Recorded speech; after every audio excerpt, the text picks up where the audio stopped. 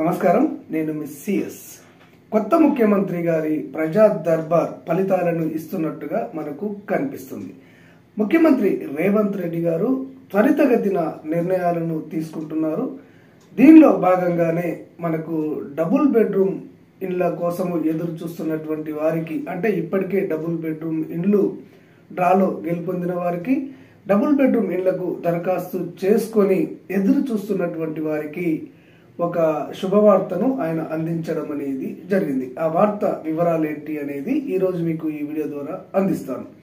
మనకు ముఖ్యమంత్రి ప్రజా దర్బార్ను నిర్వహించడం అనేది జరుగుతుంది. ఈ ప్రజా దర్బార్కు వచ్చినటువంటి ప్రజలలో ఎక్కువ మంది వారు తెలియజేస్తున్నది, విజ్ఞప్తి చేస్తున్నది ఏంటంటే డబుల్ బెడ్రూమ్ ఇళ్లను ఇప్పించండి, డబుల్ బెడ్రూమ్ ఇళ్లను పూర్తి చేయండి అని, మరియు కొత్త రేషన్ కార్డులు, కొత్త పెన్షన్లు ఇవ్వండి అని చాలా మంది సీఎంకు విజ్ఞప్తి చేయడం అనేది జరుగుతుంది.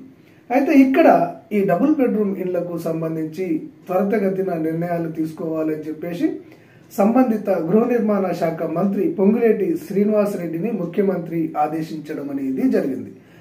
ఇక్కడ గృహ నిర్మాణ శాఖ మంత్రి వెంటనే ఆ శాఖ ఉన్నతాధికారులతోటి సమావేశం నిర్వహించి ఈ డబుల్ బెడ్రూమ్ ఇళ్లకు సంబంధించినటువంటి సమాచారం ఏంటి, జెన్యూన్ రిపోర్ట్ ఏంటి అని వారిని అడగడం అనేది జరిగింది.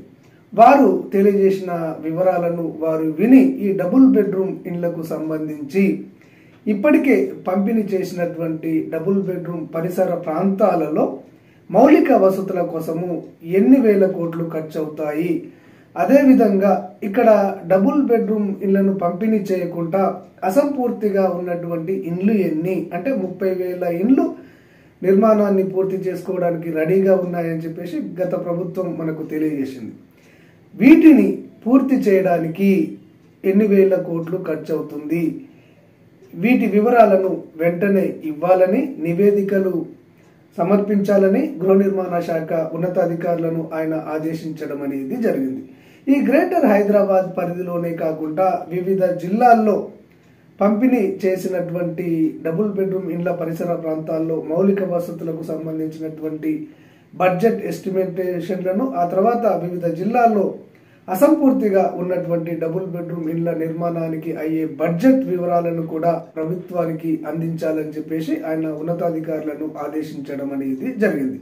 దీనిని బట్టి గ్రేటర్ హైదరాబాద్ పరిధిలో డబుల్ బెడ్రూమ్ ఇండ్ల కోసము దరఖాస్తు చేసుకుని ఎదురు చూస్తున్నటువంటి వారికి త్వరలోనే ఈ 30,000 ఇండ్లను 4వ విడత 5వ విడత పంపిణీ చేయడం జరుగుతుందని మనకు తెలుస్తుంది.